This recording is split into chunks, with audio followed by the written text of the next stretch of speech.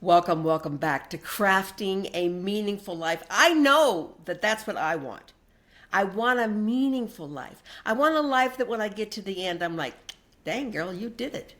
I don't want one of those lives where you get to the end and you say, I wish I had. Regret is the worst of the human emotions because you can do nothing about it. It's in the past. You can't change it. Now, if it motivates you to change, then regret maybe has a split second in your life because you're like, I regret that I didn't do that, but this time around, I'm going to do this. So one of my thoughts I've always had is like, I could have been a doctor. And what would my life be like if I had been a doctor? It would be very, very different. And if I were to be a doctor, what kind of doctor would I be? Well, if you've watched this show very long, you know that for me, the study of the brain and how the brain works and how it connects with the heart and how that we can use our entire cellular body structure to truly move us in the direction we want. You know that about me. Well, that's a neuroscientist. And to that end today, I have one of the best neuroscientists who's been a professor at Rutgers University for 20 years on the show, and we get to have a one-on-one conversation with her. So to that end, I welcome to the podcast Tracey Shors. Welcome, welcome, Tracey. Thank you. It's great to be here. So you probably didn't know that was my secret desire, was to be a neuroscientist. No, I didn't. Yeah. So explain to my guests exactly what a neuroscientist is and kind of what your life is dedicated to studying. Okay. Neuroscience is kind of a broad term, and It is. it encompasses kind of a lot of different types of people, that study the brain. But I think one thing that distinguishes maybe a neuroscientist from, say, a neurologist or a neuropsychologist is that we do research. Yep. We're really trying to discover how the brain works, as opposed to maybe treating a neurological disorder or doing neurosurgery. Right? We're Right. we're more like scientists as opposed to clinicians. But it gets a little blurry sometimes. Some people do both. A lot of people actually do both. They see patients and then they also study the brain. But yeah, so I've kind of done a little bit of all of that. I initially started out as a kind of like studying the connection between psychology and biology. We call it behavioral neuroscience. So it's like how our thoughts and behaviors are mediated, by the brain.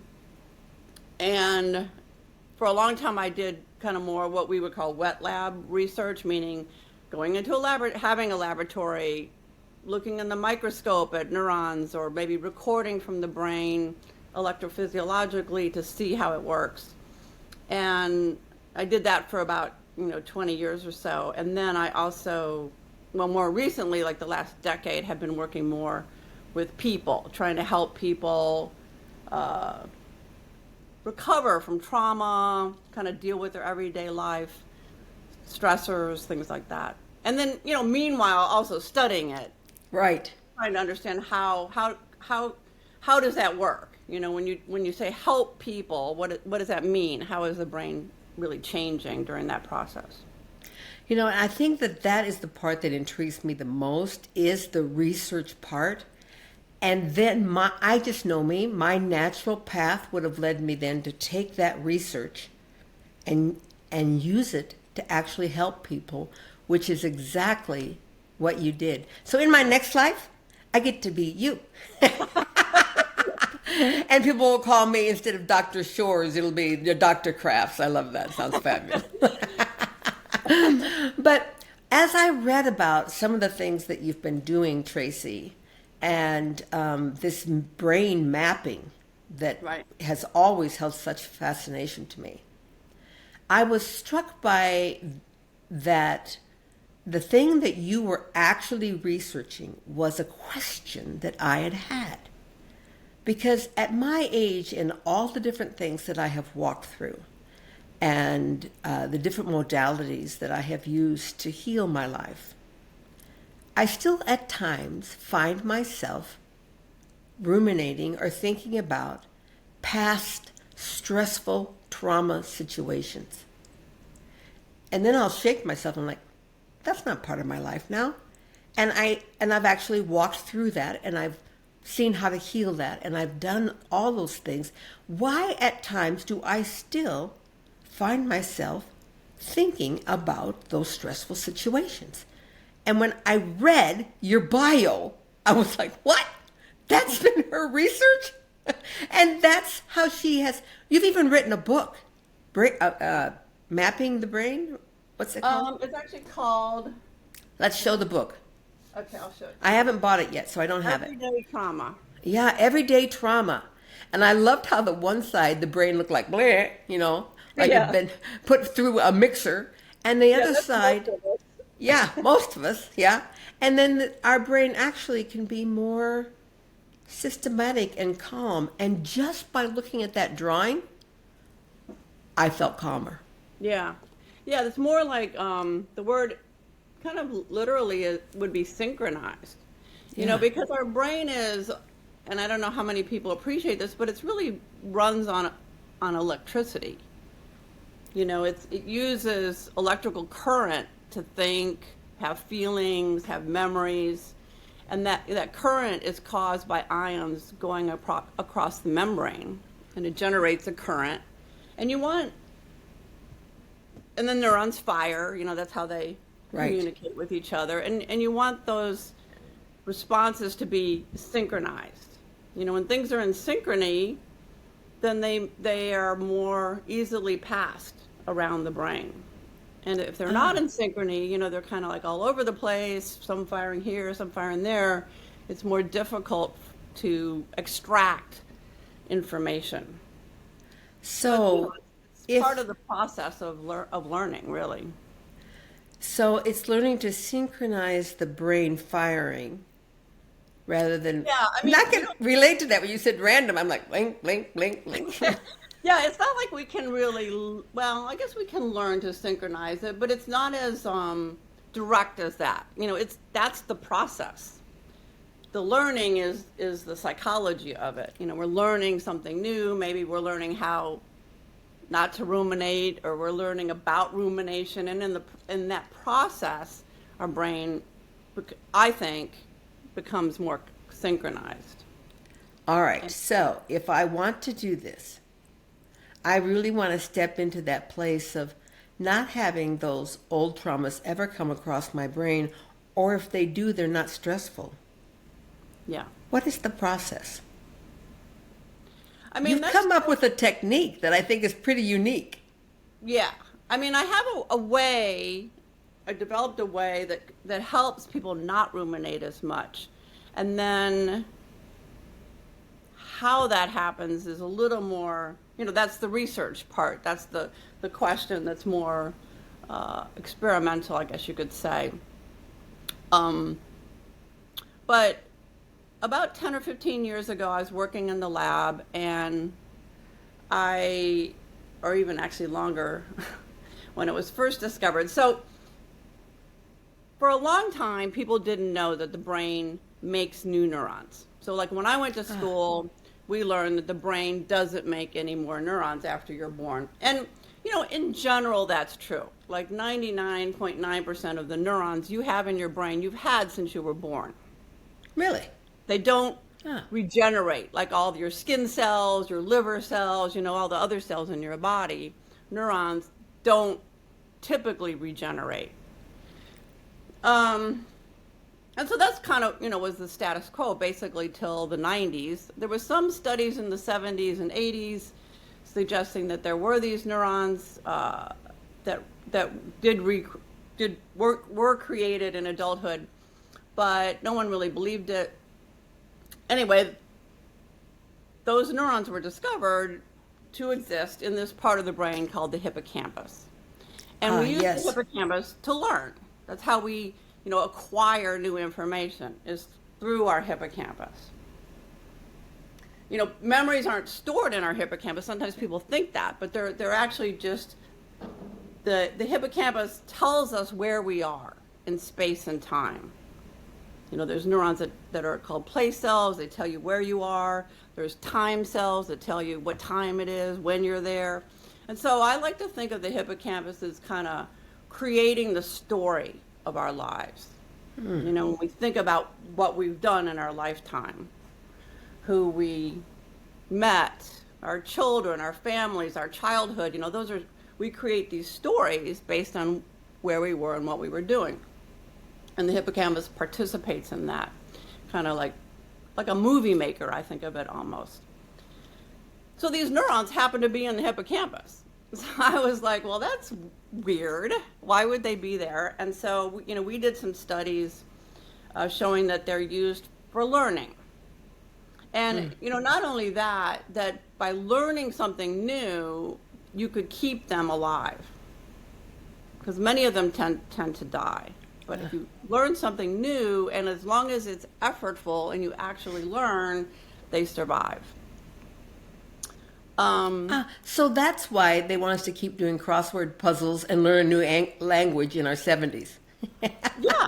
I mean, it is. Yeah, I don't know. yeah. I mean, one of the things, and we can talk about that, but, I think it's more than crossword puzzles. I mean, they're okay, but you always want to be doing something that's new and challenging. And, I think something like crossword puzzles are fine, but it's more, you really want to try something completely new. Like some people say to me, like, well, I play the guitar. I'm like, well, do you play the same songs? Yeah, pretty much. Well, that's not new. Probably sufficient. You maybe want to take up the saxophone or like try a completely new language. You want to really challenge yourself, not just keep doing the same things that you kind of have already done. Yeah. Yeah. Okay. So anyway, so that's kind of the learning part. And then there was another group of scientists who discovered that aerobic, or particularly exercise, but in particular aerobic activity, enhanced the production of these cells. And in aerobic, of course, meaning requiring oxygen. So that's like, again, kind of an effortful activity, something that you're sweating, your heart is beating fast, typically over 100, beats per minute. So it's not just taking a walk. It's right. Really engaging in exercise. And so I had this idea. I was like, well, what if we combine these two findings into like an intervention, something that would challenge us mentally, but also challenge us aerobically. So I, devised this intervention, or it's like I call it a brain fitness program, basically, because anyone can do it. You don't have to have, some, mental disorder or neurological problem to do it. Anyone can do it and should, really. And it's 30 minutes of meditation, followed by 30 minutes of aerobic exercise. Okay. So it's called MAP because it's mental and physical. Brilliant. So you do like one activity and then the meditation, which is effortful, because it requires a lot of patience, concentration, to sit. This is like sitting in silence, basically. Yeah. So not following someone else who's meditating. It's more just really sitting with your own thoughts and watching them come, and how they are. They come and they go.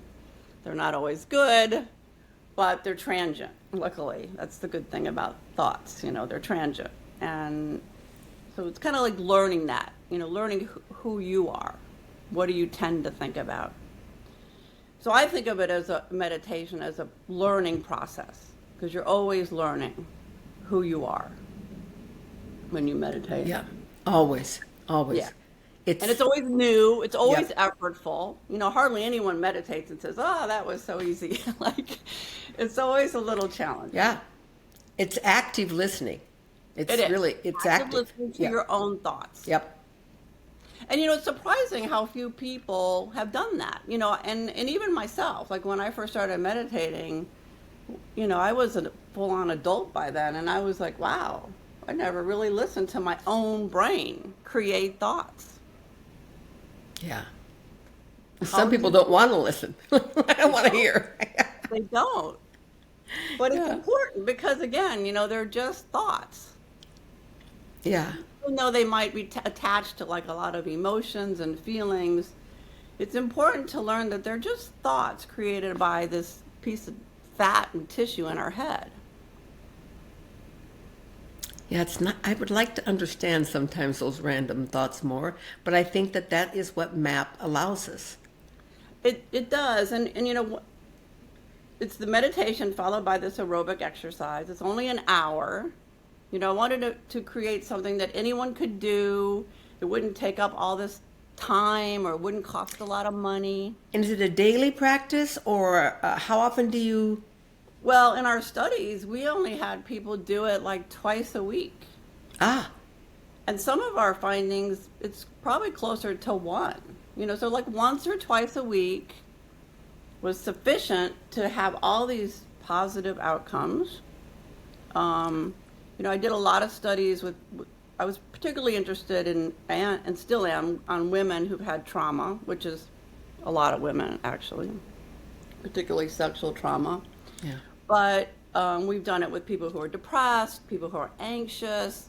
I did it with medical students. We did it with just, so-called normal, healthy controls. It doesn't really, it helps pretty much everyone that we've tested. The most consistent finding that we've had is that people say that they ruminate less.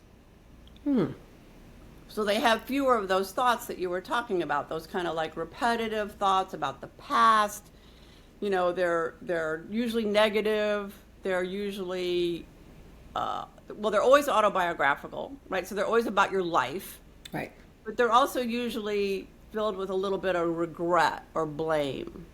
Like, oh, I shouldn't have done that. If I hadn't done this, then that wouldn't have happened. And if only I could go back and redo whatever. Yeah. And so and I think the worst thing about ruminations is they keep you from being present now. Exactly. Yeah. So you're like in the past, you could do it all. Think about it. You're off, you're having this nice dinner maybe with your family and you're like off in the past, like thinking about some other time in your life, and you're not able to concentrate on what's happening now. So I think that's why they're so damaging in a way. Mm-hmm. Because the now is really all we have. It's this all we moment, have. this in time. Yeah. I'm choosing to spend this time with you, and that's the most important thing that I'm doing right now. Yeah. Especially as a podcaster, you don't want to be ruminating about some kind of crazy thing, and then all of a sudden, what did she say? Stay focused on the now. It's really, and it's I like to think of it as a skill, and meditation helps with that. We learn to be present now, because you're like, oh, I don't really want to be sitting here listening to my thoughts, and so you kind of learn that skill. But you learn, well, it's okay. Nothing bad is going to happen. I'm not going to disappear or have some attack. And so you learn it's okay to be present. So these two steps, meditation and physical, I want to talk about each one of those a little bit more in depth. Okay. Let's start with the physical though. So you say this is an aerobic experience. And on your website, some of your cute videos show you meditating and then doing this, cute dance video, boing, boing, and you're just so cute, so jazzy. And I love to dance, and so dancing aerobics are always fun for me. But most of the time, I'm on a treadmill and I'm, pounding the pavement and varying my ups and downs, so I do get my heart rate up without muscle memory. And is that kind of exercise all right, or does it need to be more using more of the body in movement? So explain to me more what exactly you're describing with aerobic exercise. Okay. It doesn't really matter. You know, when I first devised this program, I wanted to make it accessible. And and I love dance aerobics too. I've been doing it since I was like 20. I could tell. I could tell. Jane Fonda, Jane Fonda aerobics when I lived in Los Angeles. So I was always into like dancing and getting my heart rate up that way, and I still prefer that. But not everybody does. You know, a lot of people are like either don't like it, maybe they're intimidated by it. Particularly men don't necessarily gravitate towards aerobics. Yeah. So I wanted to make something that, you know, anyone could do and not necessarily also have to have a teacher. You know, because that's the other thing with aerobics, dance aerobics, you kind of have to have someone lead you. Well, unless you have it inside of you, can I just say? Well, yeah. Yeah, like we obviously do. But yeah, because my other thing, other than being a neuroscientist, is that in my next life, I do want to be a dancer. Yeah. Me too. I'm with you there.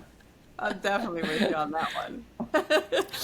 In fact, I've been doing a lot of dance classes in New York, and it's challenging to say the least. But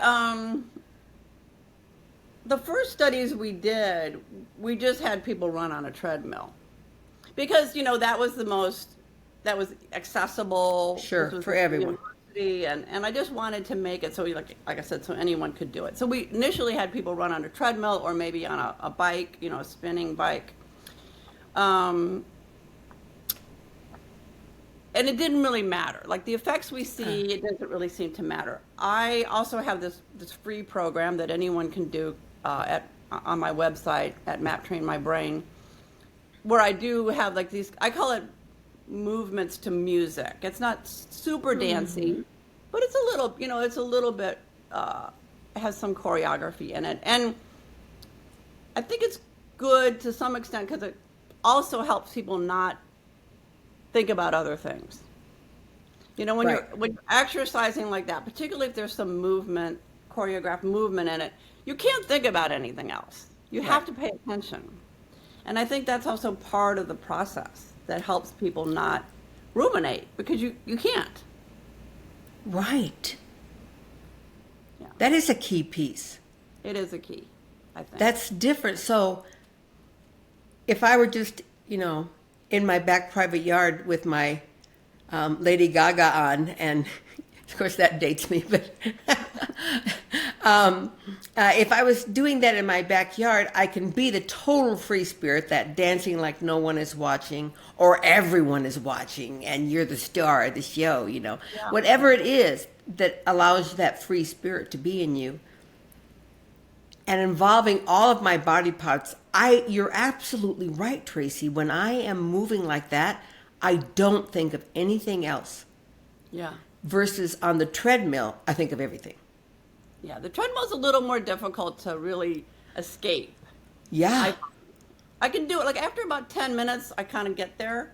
But the first 10 or 15 minutes, I feel like I'm still like thinking about other things. Yep. Yeah. Okay. So I do think that the dance part is important, but it's not necessary for sure. Sure. Because like I said, in our studies, a lot of times we had people just run on a treadmill and they still showed really positive effects. You know, a lot of the studies I have done are with women, and it's hard to pull out all the important pieces, but I do think, like, particularly in a group, it's also social. Yeah. So we had these women, particularly when we were doing it in person, you know, they would kind of get to know each other. And then I remember a couple of studies where they would come in and they'd be all kind of like in a bad mood and, you know, kind of complaining about all these different things that they were doing in their life. And by the end of the class, they were like, you know, laughing and talking. And so, yeah, it's a lot of different things. It reminds me of the movie Legally Blonde when she's the lawyer defending this woman, and she's like, there's no way she committed this murder. She's a dance instructor. She has way too many endorphins going on. Yeah. And That whole endorphin thing is probably a little bit oversold, I think. Yeah. Yeah. But the idea that when we're active, and we have our brains actively engaged in physical activity, we're in a very healthy mindset for the most part. And and our brain is learning that just because our heart is racing and maybe we're sweating, we're kind of in a fight or flight response. It's the nervous system is in this kind of sympathetic it's called a sympathetic nervous system response. We're having fun. And a lot of people, particularly with trauma, but even just like thinking about traumatic experiences, your heart starts to race. You kind of get anxious, and you maybe even go into like a panic state. And I have things that have happened to me in my life. Some of them are like, my son. I remember one time he almost choked on a grape. I can't even think about it because it makes me crazy if I think like, what if I hadn't noticed and I hadn't, because I had to do the Heimlich on him and a diner, and he was, so you have these memories, and you kind of like go back and you start to think about it, and then you're like, oh, and then you're nervous. I get like, I can feel my heart just going, and like, what if I hadn't saved him? And and then what if that happens again? And I would cut up the grapes into these tiny little pieces, and I'd be like, okay, you could have one grape, and it's more like grape juice now. Yeah. Right. Right. It makes you so anxious, and so I think you're learning to kind of dissociate that anxiety, that fear response, from just having fun.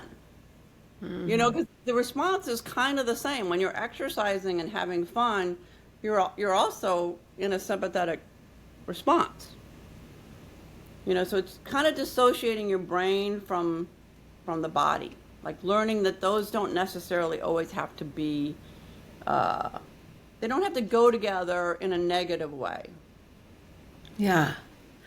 So in thinking about the time frame, I think I want to understand that piece. So does it matter the time frame between when I meditate and when I do the aerobics? Do they need to be one right after the other, or can I meditate in the morning and do my aerobic in the afternoon? I mean, so what is that correspondence? Well, they should be done together. Okay. I haven't really studied that particular response. We did do a study where we had people only meditate twice a week, only exercise twice a week, or do both together, and they were better. They had better response. Sure. They did both. But again, I think it's important that the body is going through this transition. You're sitting in meditation. That's very parasympathetic. Right. Meaning the heart rate is super low, the brain is calm, it's kind of mediated even by different neurotransmitters. And so you're learning to be relaxed, even though your thoughts might be running around in your head, thinking about the past, worrying about the future. You're still in this very calm state. Right? So again, you're kind of learning to dissociate these thoughts, oftentimes negative, from the body.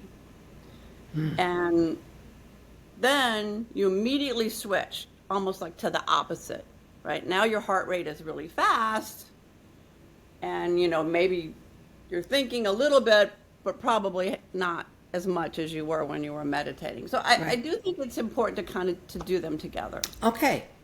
That was a question I had. So Thank you. I will, if I do this twice a week is harder. Once a week would be easy. I want to pick a day that I can have the time to do that full transition. Okay, I like that. I like that. All right, now let's go back to the beginning and talk about meditation.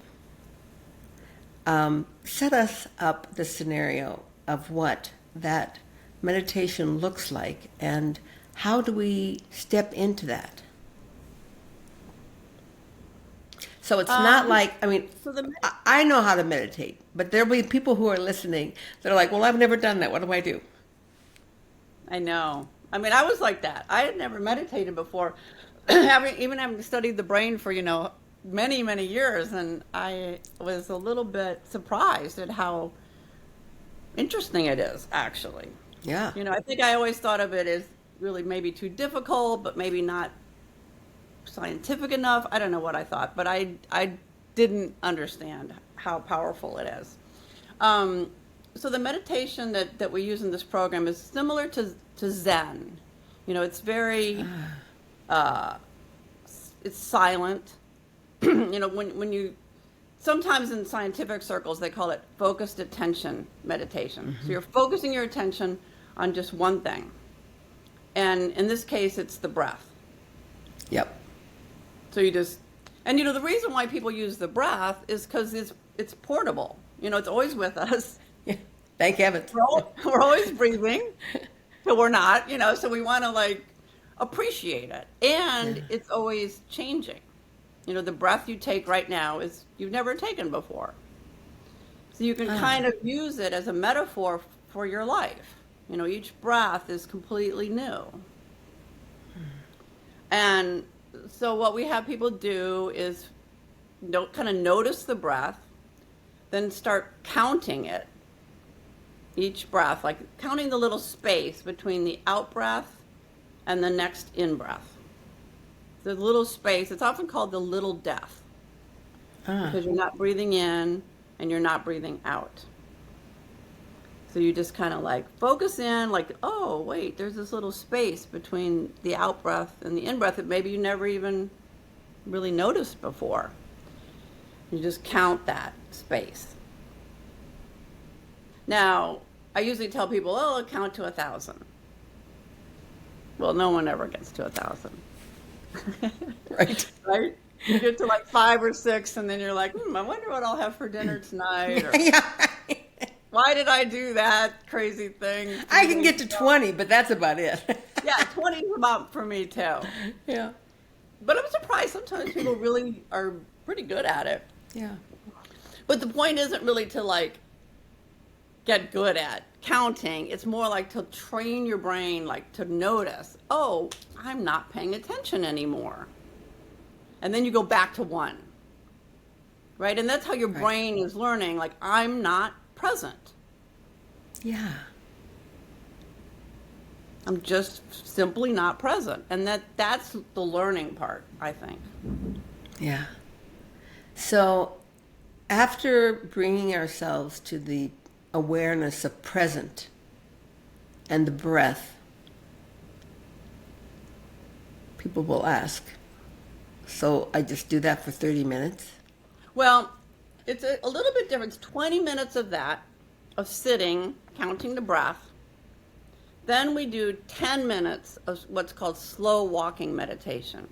Mm-hmm. And slow walking meditation is a really ancient practice that I actually really like. It's more, you're moving very slowly. We stand up, start walking in a circle, or it doesn't matter, but just walk super, super slow. And think about your feet. Yeah. The feet are like the hands are super full of nerves. And we don't think about them that often. We're always running around, going here, going there, but we don't ever think wow, my feet, are really important. Yeah, I thank them every day.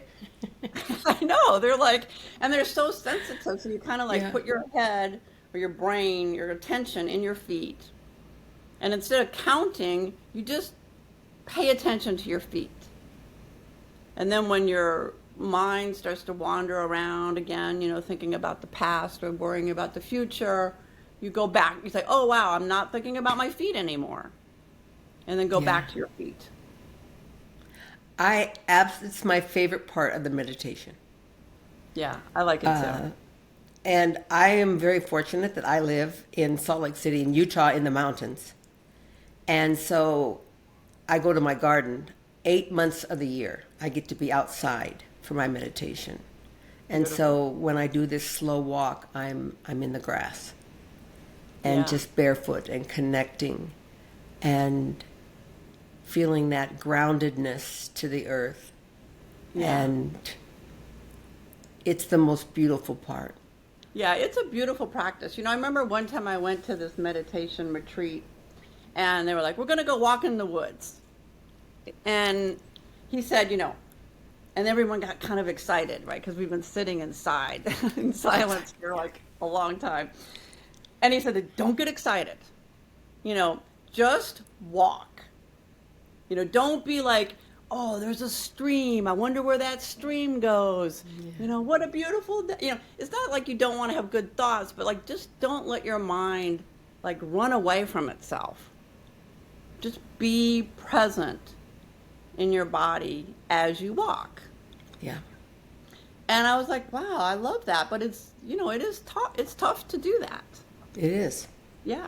For me, I walk in the same area in my garden. Mm-hmm. And so I'm not like noticing new things. It's not like, oh, look at that beautiful. It's the same. Yeah. Exactly. And for those people, I always am very encouraging if you're not in a position where you can meditate outside and walk barefoot in the grass every day, don't despair. Because the positive energy from our planet Earth is so powerful that it can transmit through rubber soles, you know, in our homes, wherever we might be, but it takes a lot of focus for that to happen. Exactly. And in fact, I think to some extent, it's like you were saying, it's almost easier to do it in a familiar place. Yeah. Or just to the extent that you're not distracted. Right. Like I do it in the hallway sometimes, you know, just because it's kind of like simple. Yeah. You know? Yeah. I just can see you doing that because I've watched your videos of moving, you know, and I'm like, it's so dang cute. Oh, I had so much fun. I was in Greece a couple weeks ago, and the organizer of the meeting let me do mat training for the neuroscientists that were at this meeting. And she sent me some photos last night, and I was like, wow, I just love that because you have all these neuroscientists, you know, walking really slow in a big room with me. And I was like, wow, I just love that idea, right? Of everyone doing the same thing together, but being like concentrating. It's kind of cool. If you can get permission from those guys, I would love to have you put that up on your website. I'd love to see that. Even just a single photo of what that looks like. And give people the inspired. Yeah. Yeah. And here with this group of neuroscientists from all over the world, and Tracey's there, slow. I know. They're probably the first like, okay. Right. Where's your slides? Don't you have any data slides? Yeah, Dr. Shors, where's your PowerPoint? Yeah, it was really fun. So, talk to me about the resources for the listeners of how they can learn more about this. I went to your website and spent quite a long time there. You actually have a lot of free stuff there. I do. So I did make this course. It's 6 weeks, or it's really 6 sessions. And so you can do it, you know, as often or as you want. And each session is 1 hour. At the beginning, I talk a little bit about the brain or something about just something to get people's interest, you know, kind of piqued about like what practice is about. And then I go through 20 minutes of sitting meditation, 10 minutes of slow walking, and then there's the 30 minutes of this kind of choreographed exercise to music. And that is on there for free. You just have to, I think you just have to put in your email, and you can do the sessions on your own if you feel like it, or in a group. You know, so I hear some people are using it even like with groups. Yeah. There's other things on there. You know, I have my book, of course, Everyday Trauma, which I'm still Yeah, I think the promoting. book, to be able to have a tangible book to refer to. I'm an audio person, so I listen to a lot of Audible, but I rarely listen to an Audible that I haven't first purchased the book from, because I find that they'll refer to things, and I'm like, well, where is that in the Audible? You can't. I mean, it's like an Yeah. illustration, and I'm like, I need it. So I always like to work with both hand in hand. Yeah, Yeah. Yeah, that's a good point because I've been doing audibles a lot too lately, but then I'm like, where was that? I know I heard yeah. that somewhere. Yeah. So I will purchase the book and then listen to the Audible. I will do Okay, that. I will perfect. go on and buy that book. And then you also offer like individual training. I didn't quite understand that part. Yeah, I mean, I do. If somebody's interested in like doing map training for a group or even just on their own, they can contact me at maptrainmybrain at Gmail, and then we can set something up. So I've done map train. Like sometimes people just want to do one session with me, just to kind of get a little bit more sense of how it works, or they want to ask questions. So, I've done it over Zoom with people. I've gone to schools and done it for classrooms or like gym classes. So, it's pretty, like I said, it's pretty accessible, but sometimes people like a little more information or a Yeah. little more uh, um, guidance. Yeah, because I'm And I'm thinking happy. I do a monthly ladies' night out, and we do different things. Sometimes we just, you know, have fun and drink, and sometimes we talk about purpose and what purpose. Well, how was our purpose leading us in the past month? I mean, sometimes it's very in depth, and sometimes it's very light. But I was thinking of different things that I could add to this night. And it's usually, I limit it to 15. The first 15 people that sign up each time. Hmm. So I have a small group. And I don't charge people to come. So for me, it's just, I'm trusting that the universe and those people's hearts see it at the right time and get there. And that's Yeah. exactly what happens every time. But I was thinking that this could be a great thing to do for one of our ladies' night out, and then I could gift them the book at the Yeah. end of the session. That would And be perfect, actually. I yeah, would love to do that.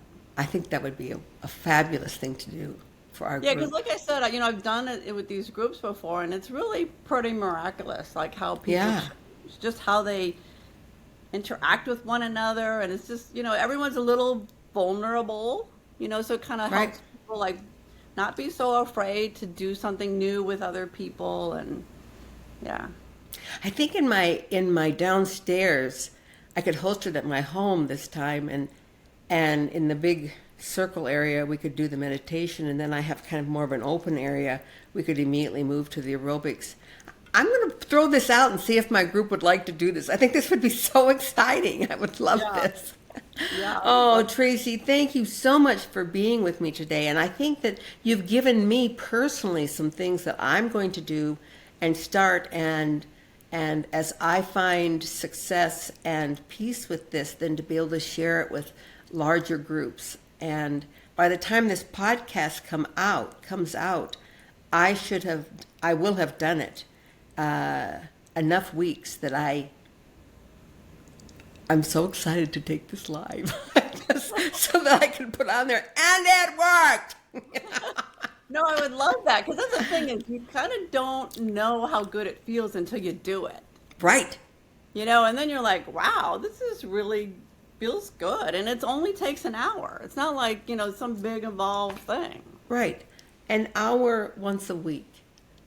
That sometimes for some women in the middle of their life seems overwhelming. But if you actually think about the consequence and the results of taking an hour, this hour of self-care and self-love and self-worth, what will be the result of that in 3 months? Yeah. I mean, we don't, This is the kind of thing, Tracey, that's such an active participant thing. We don't have to say, just think of the results in 10 years.